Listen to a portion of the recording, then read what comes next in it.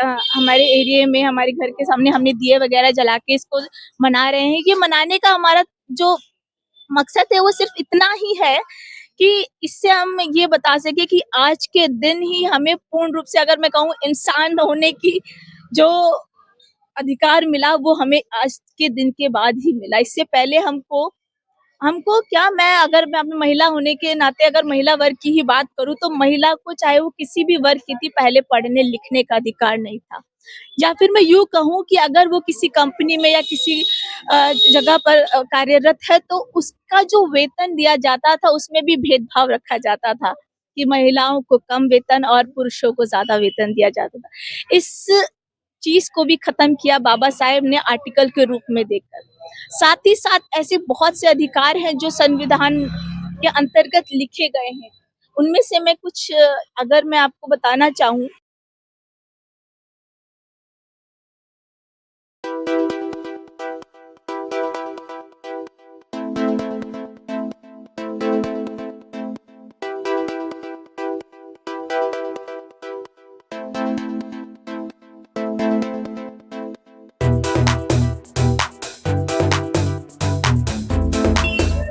दो 2024 जैसे ही आया है, मानो दिवाली का त्योहार आए दिन मनाया जा रहा है। और आज 26 जनवरी है और आप देख पा रहे हैं यहाँ पर बाबा साहब की तस्वीर लगी है, प्रतिमा लगी है। उसके साथ यहाँ दीपों के साथ दिवाली जैसा माहौल बनाया गया। मैं पूछता हूँ किस कारण से इन्होंने ये दीप जलाए और क्या कारण से। मैं आपकी बात कराने की कोशिश करूंगा। बताइए बेटा, क्या कारण? सबसे पहले तो मेरा नाम निशा है और सबसे पहले तो मैं सभी को जय भीम जय मूल निवासी कहना चाहूंगी। आवाज आ रही है?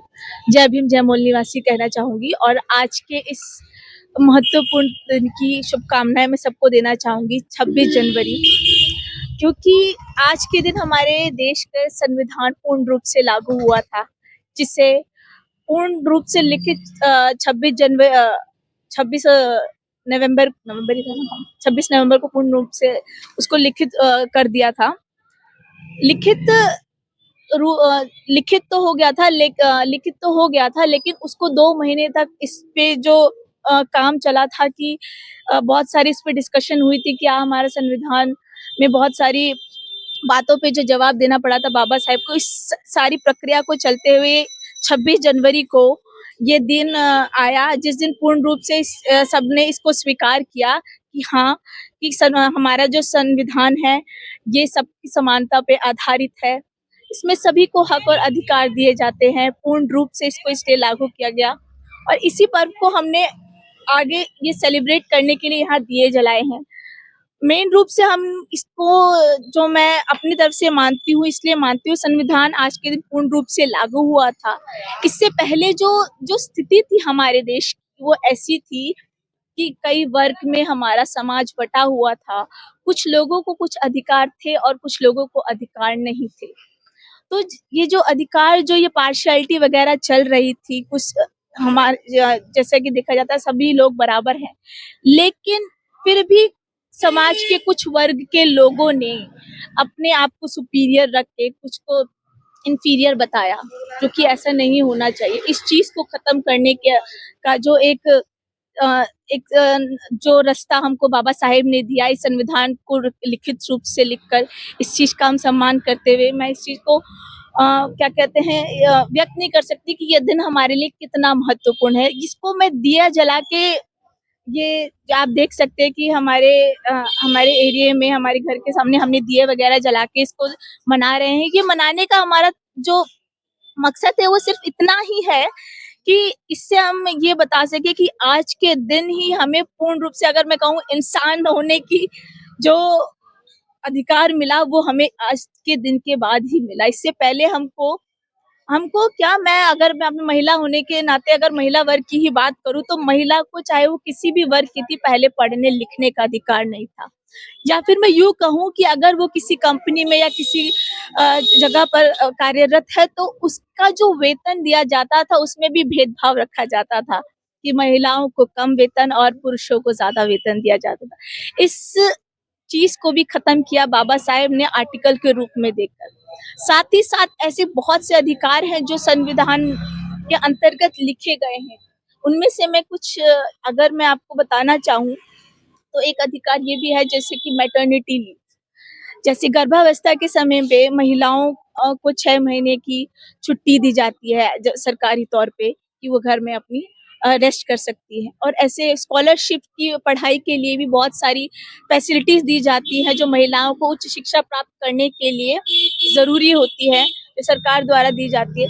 पर बस हमारी सिर्फ इतनी ही ज़रूरत है कि हमको इस अधिकारों के बारे में पता होना चाहिए। यानी कहने का तात्पर्य मेरा ये है कि माना कि हम अगर महिलाएं पूर्ण रूप से संविधान को अगर नहीं पढ़ पाए, लेकिन उसके अंतर्गत जितनी कुछ जो इम्पोर्टेंट जो बातें आती हैं अगर वो भी उनको पढ़ें, उनके बारे में जाने कि हाँ ये हमारे लिए बाबा साहेब ने किए हैं, हिंदू कोड बिल भी दिया है, बहुत सारी चीजें दी हैं।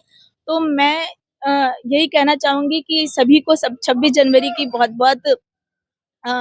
बहुत बधाई। और ज्यादा से ज्यादा संविधान को भी पढ़े। जैसे हर बहुत सारी किताबें सभी के घरों में होती है, साथ ही साथ एक संविधान की किताब भी अपने घर में रखें और अपने बच्चों को उसके बारे में बताएं और पढ़ें।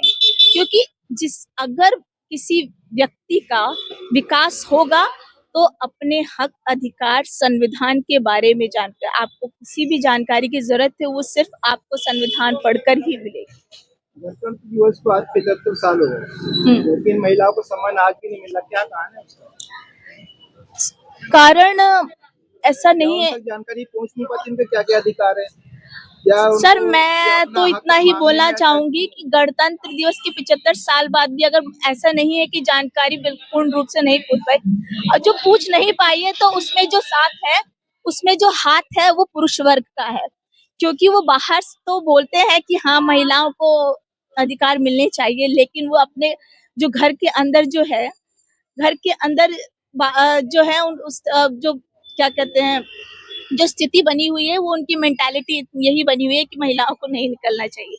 जिस दिन जो पुरुष है, क्योंकि अभी तक 75 साल से जो बात कर रहे हैं कि महिलाएं निकल नहीं रही, 75 साल से ये चलता आ रहा है कि जो हर जगह पे पुरुषवाद ही चलता आ रहा है।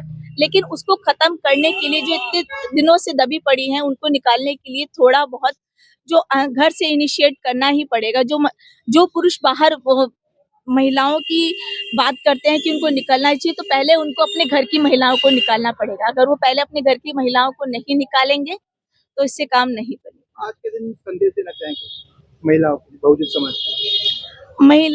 बहुजन समाज की महिलाओं को मैं बस इतना ही संदेश देना चाहूंगी कि आप सबसे पहले तो संविधान को पढ़ें, संविधान का सम्मान करें, और साथ ही साथ संविधान में लिखी हुई कुछ ऐसे जो आर्टिकल्स वगैरह हैं जो